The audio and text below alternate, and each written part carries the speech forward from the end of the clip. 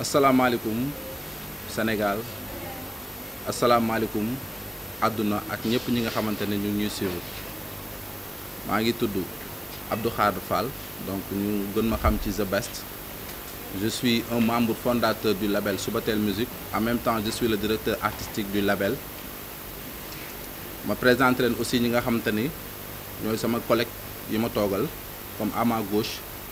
on a Magor Diop moom bi nga xamante ni moom mooy DG Subatel Sound System maanaam tout ce qui est broadcast technique bu Subatel Music moom moo ko géré. On a les jumeaux ici Prince et Momar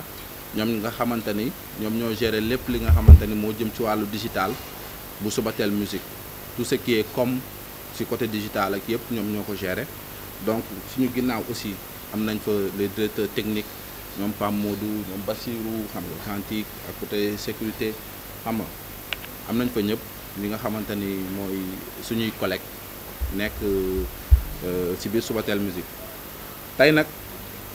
conférence de presse bi li ko waral du leen ñëwuñu pour revendiquer ñëwuñu pour xuloo ñëwuñu pour xeex ñëwuñu pour dara dañoo ñëw rek pour informer pour def débriefing li nga xamante ni jot nañ ko liggéey depuis ba Subatel commencé ba fi mu toll. Donc li ko waral point yi dañ koy commencé ci bilan wu Subatel parce que nit kat buy liggéey defe naa ni war na toll benn moment boo xamante ni war na wax lan la jot a liggéey fan la commencé fan la départ ak fan la arrivé. Beneen point bi stop mooy gis ngeen fan yëpp am na ay artistes yoo xamante ni dooleeku nañ ci biir Subatel donc mu indi coow ci réew mi donc loolu tamit dinañ ci wax avec leur perspective. Aussi dernier point bi ñuy tëjee mooy perspective bu label bi mooy ci côté événement ci côté production ci côté collaboration lépp incha allahu rabi dinañ ci wax. Donc dañuy commencer rek ci li nga xamante ni mooy bilan Subatel en tant que directeur artistique du label je rappelle et membre fondateur Subatel bientôt mu def 3 ans am ci li nga xamante ni moom mooy musique ba maanaam côté Subatel Music mais Subatel événementiel Subatel bi nga xamante ni moom mooy Subatel bi nga xam moom la ñëpp xamoon agency Subatel agency a fait beaucoup d'événements a fait beaucoup de choses depuis 2012 ba léegi donc def na ay Zénith def na ay Bercy tëgg na fi ay combat Bombardier Modou Lo def na fi ay concert fan zone depuis 2017 et tant d'autres choses yoo xamante ni jot na ko fi def donc loolu baax na pour ñu rappeler ko mais lépp solo aussi te waral tey teewaay bi fii mooy Subatel Music nday mbilli Subatel Music ci bilan am defe naa jekk naa ci mën a wax ci bilan wu Subatel Music parce que je suis le directeur artistique du label. Donc ci bilan damay ñëw ci côté production pour les productions audio mooy production yi nga xamante ni artistes yi nekk Subatel d'abord moo commencé ci artistes yi nga xamante ni ñoom ñoo signé papier sur blanc biir Subatel ñu considéré comme des artistes de Subatel Music. ñu ngi koy commencé ci Sidi Diop mi ngi Subatel artiste Subatel la Bass Thioung artiste Subatel la Ibro Nadio artiste Subatel la Sidika artiste Subatel la The Best Family le groupe artiste Subatel lañ Ousmane Bongo artiste Subatel la Kamal artiste Subatel la ñooñu dañoo signé papier sur blanc contrat yi nga xamante ni moom la Subatel joxe.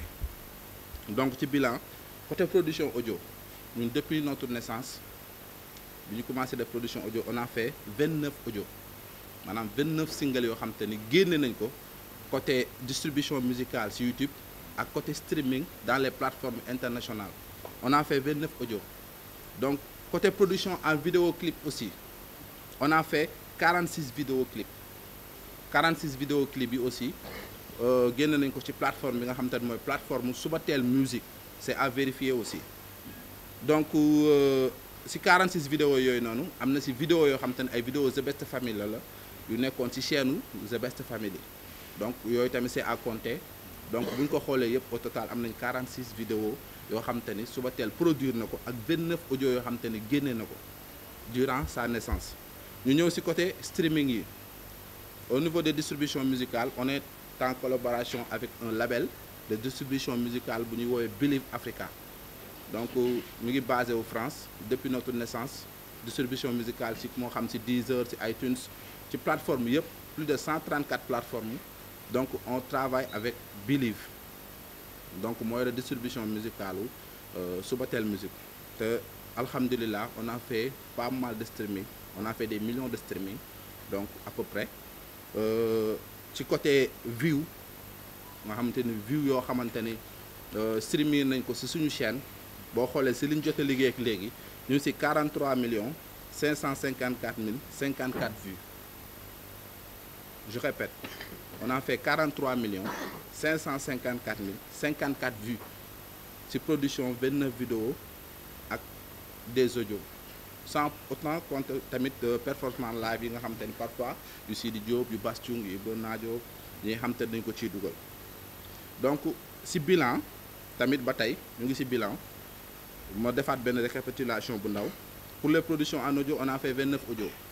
pour les vidéos on a fait 46 vidéoclips, pour les streaming sur YouTube on a fait 43 millions et poussière de vues. Concerts yi nga xamante ni des grands concerts, parce que des grands concerts mooy concerts yi ngay financer des millions. Pour des grands concerts yi nga xamante ni Subatel moo ko tëggal boppam financer ko tëgg ko ay artistes am moo xam Bass Thioung la moo xam Ibro Nadio moo xam wherever ñu nekk ci label bi, on a fait 12 grands concerts depuis notre naissance yoo xamante ni ay concerts yu ñu financé des millions la. Côté concert de prestation yi nga xamante ni nag dañoo ñëw fay Subatel des millions di ko sa artiste bi lañ soxla wala collaboration bi lañ soxla wala lii ak lii nga tëggal ñu fii ak fii, on a fait plus de 46 concerts,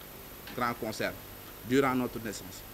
Concert de fan zone aussi on en a fait, def nañ concert fan zone bi passé gis ngeen Subatel taxawaay bi mu ci def, on a fait beaucoup de concerts ci rond-point Yoff bi, def nañ concert aussi ci monument de la Renaissance. Donc côté international aussi kenn umpalewul aussi que naissance su Subatel dafa tombeeloon ak li nga xamante ni mooy Covid. Donc bi mu tombee Covid def naa bi Subatel juddoo amoon nañ ay contrat yu bëri yu ñu waroon def, mais mujjuñu ko def parce que Covid bi dañoo tëjoon porte yëpp, tëjoon dëkk yu bëri. Léegi nii sax lañ ko commencé ubbi ba 2021 bi Subatel di gën a cartonné sax instant boobu noonu on avait beaucoup de contrats à faire, mais Covid bi moo tax mujjuñu ko def. te tey concerts yooyu noonu international yooyu noonu am na yu si jot a activé wu, comme tey on a fait des tournées te li ëpp solo aussi on a représenté dignement notre pays dans des festivals, en commençant le FEMUA di festival boo xam te ni organisé par Gaaw Production bu Asalfo Magic System en Côte d'Ivoire. On a participé dans ce festival avec Pape Diouf, avec Sidi Diop, avec Bass Thioung, avec ki nga xamante ni mooy Ibro Nadio. Donc équipe bu Subatel bi aussi demoon nañu participer ci li nga xamante ni moom mooy festival boobu mu nekkoon Côte d'Ivoire. Ba tey ci festival on a participé ci beneen festival Rio Loco boo xamante ni Toulouse lay am France. Donc nous étions des invités parce que l'année prochaine incha allah rabbi Subatel moom mooy nekk label bi nga xamante ni moo fay dem jouer festival boobu. Donc comme l'année prochaine incha allah ñoo war a jouer festival boobu moo tax ñu invité woon ñu, moo tax ñu yebaloon yenn artistes yi ñu dem su mel ni Sidi Ka, Ibro Nadio, Sidi Diop ñu jotoon dem. Donc si festival ba tey ma defaat récapitulation si Rio Loco, FEMUA ak festival Denver. Festival de Denver tout récemment là, donc Subatel a été invité aussi. Donc on a participé, même lu mu jafe-jafe pas mal de festivals yoo xam te ni Subatel participé na si pour représenter Sénégal dignement.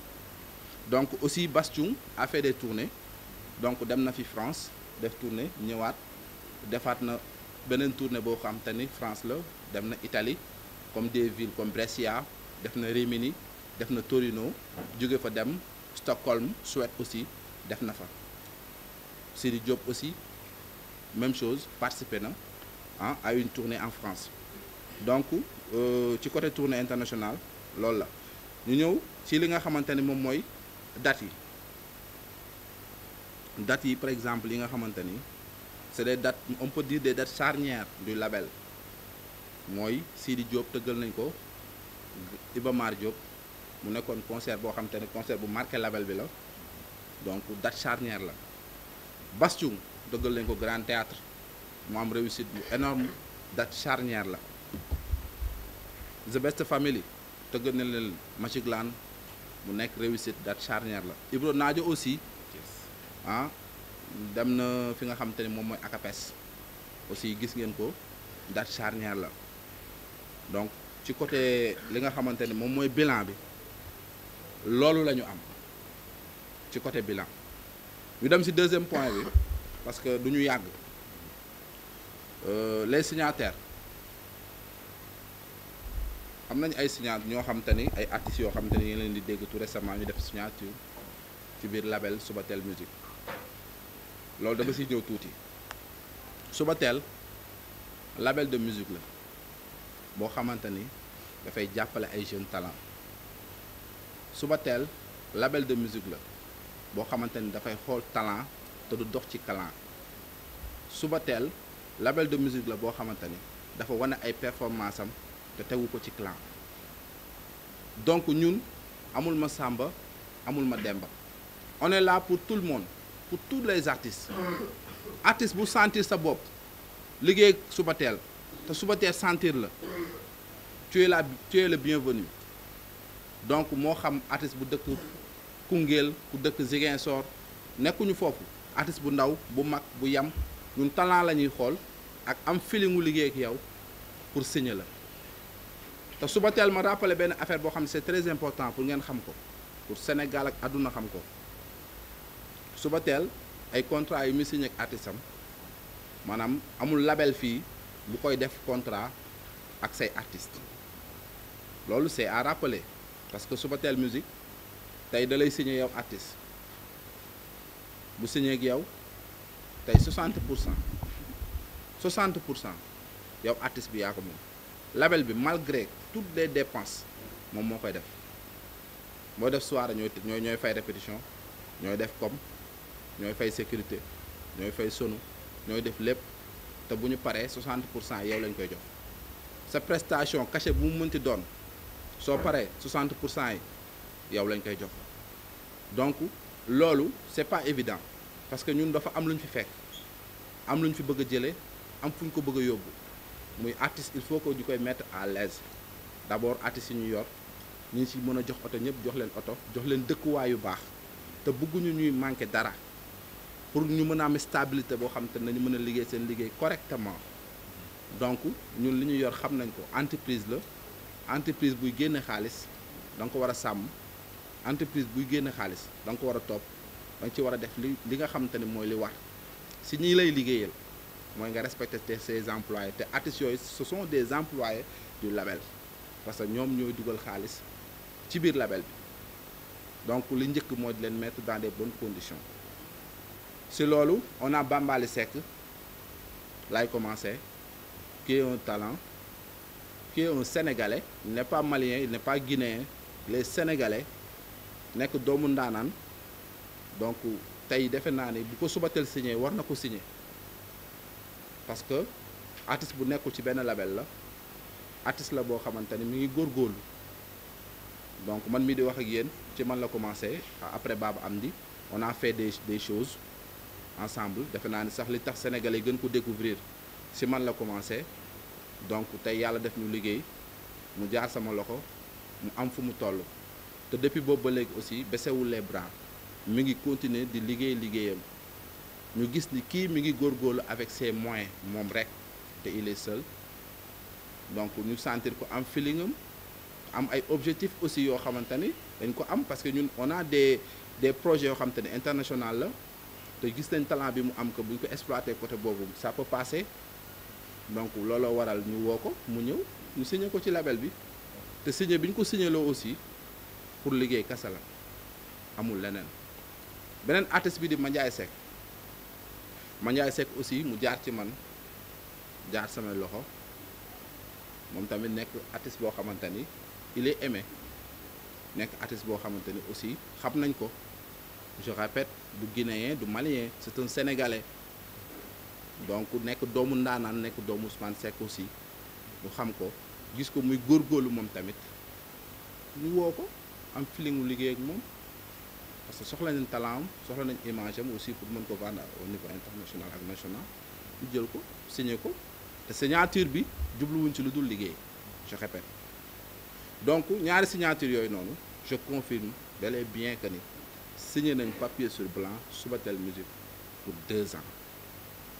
muy Bambaly Seck ak Mandiaye Seck désormais ils sont des artistes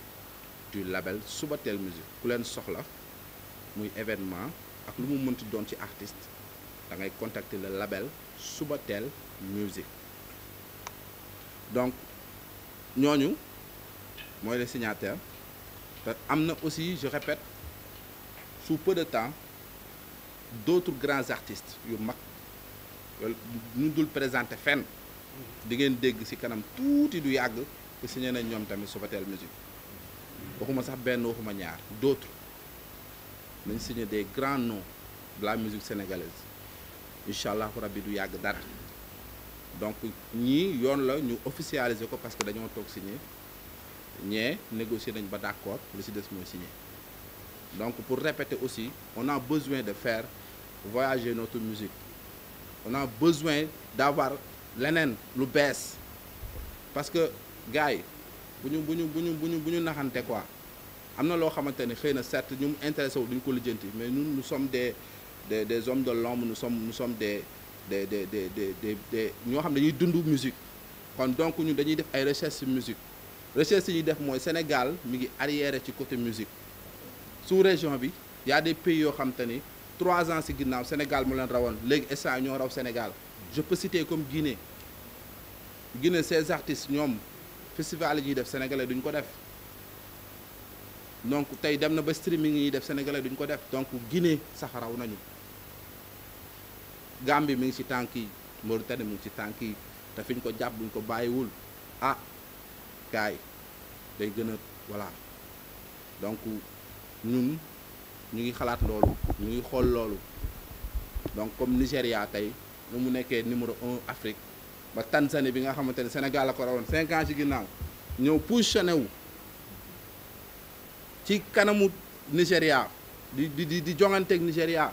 wàcce Côte d'Ivoire bi nga xamante ni c'était le ñoo nekkoon le king di couper décalé tey ñu dindi musique boobu indi fi beneen musique non Sénégal defe naa ne nag on a les potentiels pour le faire te aussi pour le faire il faut que ñu liggéey te pour liggéey du wax rek parce que Subatel kenn xameewu leen wax c'est la première fois Subatel di woote conférence de presse wala di def point de presse te ça fait maintenant 3 ans léegi mu mat 3 ans li fi jot a jaar bëri na te jekkoon na si ñu wax jekkoon na si kenn génn defe naa ne sax tet yi ñu ngi leen di soog a gis donc ñun li ñu ñor encore une fois mooy liggéey amuñu leneen lu dul liggéey saaga wuñu yabaluñ kuy saaga gaaruwaale wuñu lu ñuy def ci musique lañ koy def suñuy information suñu lépp ci musique lañ koy jaarale te concurrence bi ñuy def bu seen la parce que musique la ñuy def je répète donc en voulant trop gagner parfois sax on risque de tout perdre ñun yàqamti wuñu dañu naan little by little the bird met his job ñun loolu la ñuy dund en fait maanaam ñun dañuy liggéey molo di ko teg ci yoon te wax ji du bëri jëf ji mooy bëri artistes yi ñu gis nii ñëpp on a des projets avec eux côté international on a des tournées aussi donc loolu moo nekkoon li nga xamante ni mooy artistes yi nga xamante ni ñoo signé ci deuxième point bi léegi damay terminer pour bañ a yàggal ci perspective yi ma rappelé aussi gars yi conférence de presse bi ñu woote wuñ ko ndax lenn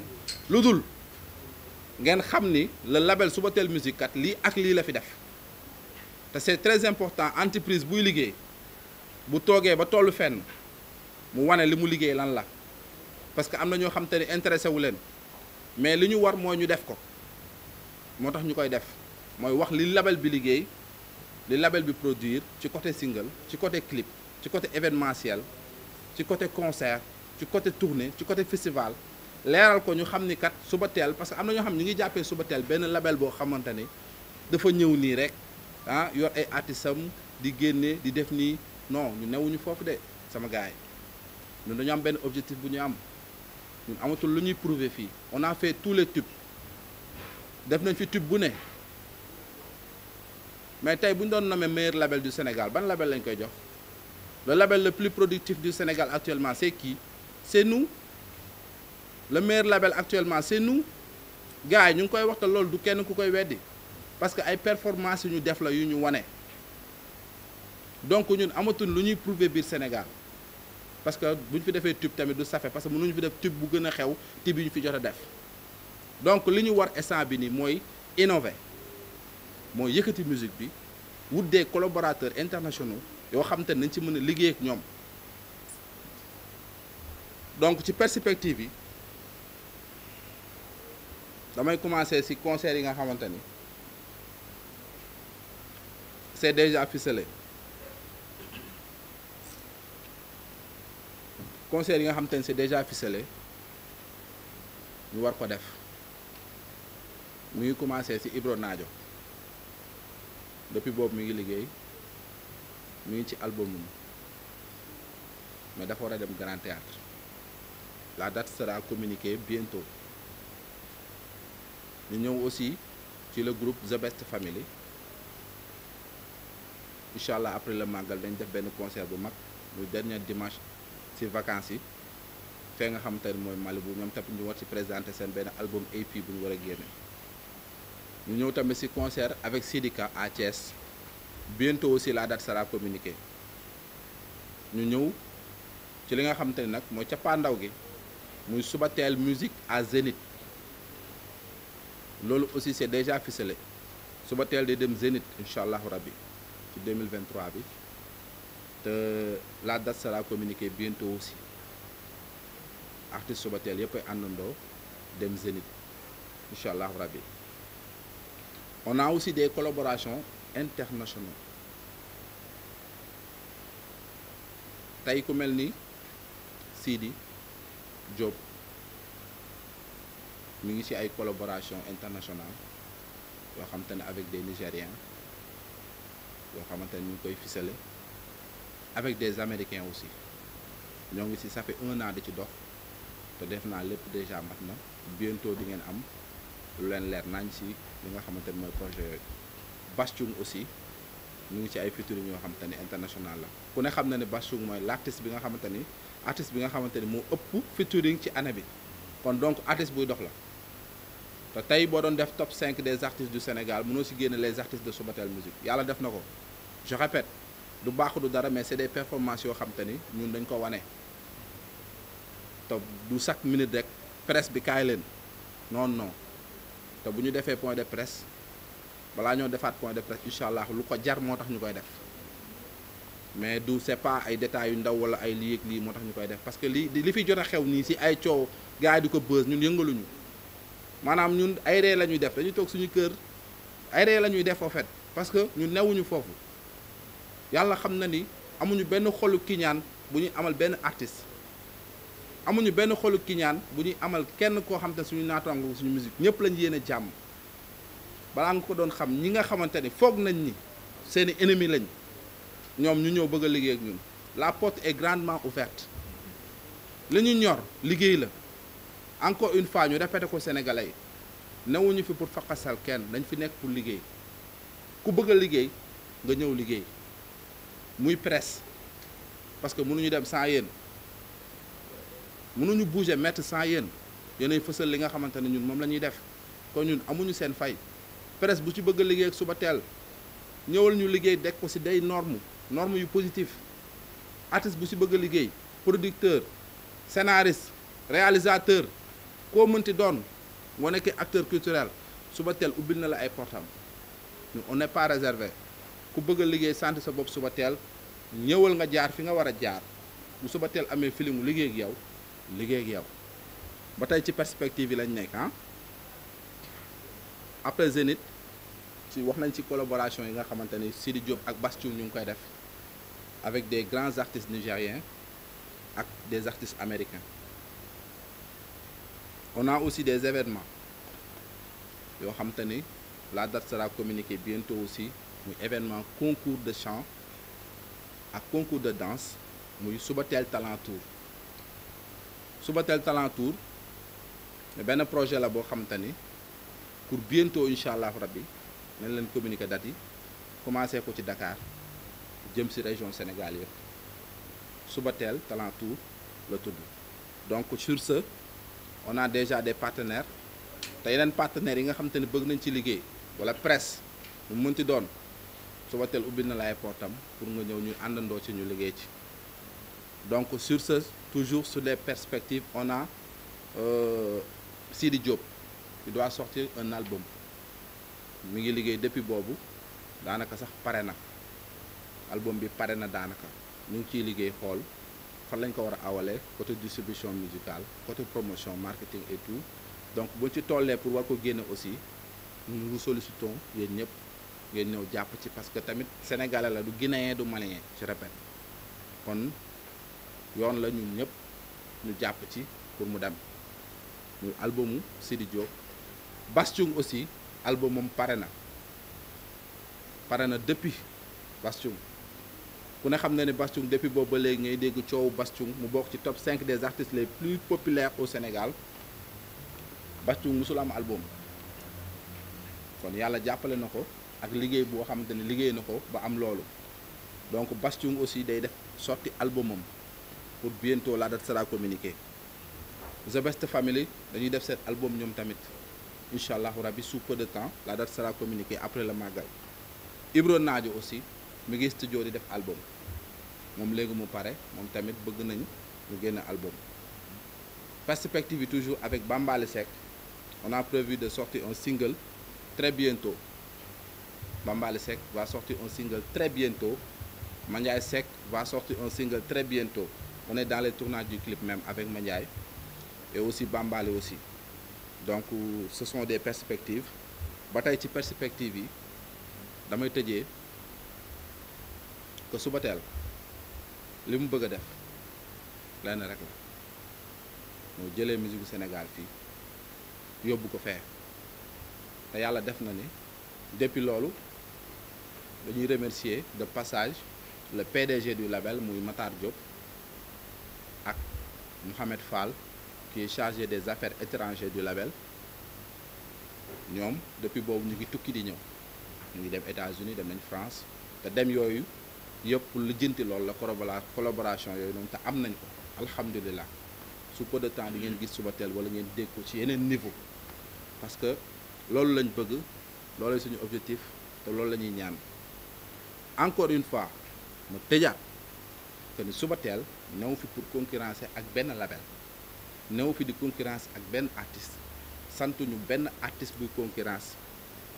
bi ñuy def Subatel mooy concurrence bu saine mooy concurrence bu positive encore une fois saagaloowuñ kenn ci internet xasloowuñ kenn lenn parce que Subatel li mu bëgg a lijjanti mu ngi koy lijjanti lu mu bëgg a def dina ko defal boppam kon soxlawuñu ku ñu saagaal soxlawuñu ku ñu xaseel ku ñëw nag pour jàppale Subatel la porte est ouverte tëjaluñ kenn suñu porte moo xam ku mu mënti doon kuy acteur culturel sant sa bopp Subatel tu es le bienvenu. Donc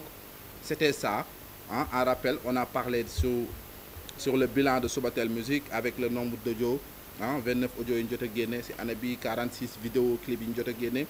On a parlé aussi des streaming xam nga yi nga xamante ni on a fait plus de 43 millions de streaming. On a de 12 grands concerts yi nga xamante ni jot nañ ko def ak prestation grand concert 46. On a fait organiser tamit des fan zones tout récemment tournées internationaux yi nga xamante ni def nañ ko on a participé dans des festivals comme FEMIWA en Côte d'Ivoire à l'aide de Asalfo et Gao Production je répète aussi il est en collaboration avec le label Subatel Musique. Donc festival Rio Loco en France, festival de Denver USA. Donc Bass Thioung tamit a fait des tournées comme France, Italie, Suède hein. Donc les prochaines dates aussi énuméré nañ ko ci li nga xamante ni moom mooy des dates charnières Sidi Diop, Iba Mar donc Bass Thioung Grand Théâtre, Ibro Nadio, AKPS, Best Family, Magic Land tournée internationale yi nga xamante ni Bass def na ko fi nga xamante ni mooy France, Italie, Suède. Les artistes du label aussi on a énuméré ça donc Bambaly Seck et Mandiaye bi nga xamante ni moo rejoindre équipe bi. Il y aura aussi d'autres grands artistes ma répété waat ko yoo xam sous peu de temps di ngeen dégg seen tour ñu signé biir Subatel perspective yi tamit énuméré nañ ko si li nga xamante ne mooy Ibro Nadio bi war a dem Grand Théâtre concert du The Best Family Malibu incha allah après le Magal concert Sidika à Thiès Subatel musique à Zénith war a dem Zénith collaboration internationaux yi ñu war a def mooy featuring yi Sidi Diop Bass Thioung donc des événements de concours de chant comme Subatel Talent Tour yu ñu war a def les albums de Sidi à venir album de Bass Thioung donc di leen sant di leen gërëm donc si vous avez des questions mën ngeen ñëwee 5 questions la ñu mën a répondre